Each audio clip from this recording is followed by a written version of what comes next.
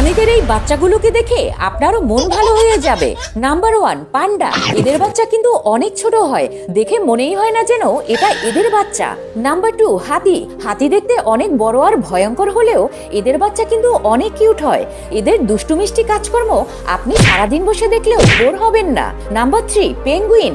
এরা তো এমনিতেই কিউট হয়, আর এদের বাচ্চা তো আরো বেশি কিউট হয়। নাম্বার 4, সিংহ। সিংহকে যে বনের রাজা বলা হয় এটা তো আমরা সবাই জানি, কিন্তু এদেরকে যদি কেউ ভয় দেখাতে পারে সেটা হচ্ছে বেবি লায়ন। নাম্বার 5, কুকুর। আপনি মানেন বা না মানেন, কুকুরের বাচ্চা অনেক কিউট হয়। এদের মায়াবী চোখ আপনার হৃদয় কেড়ে নেবে।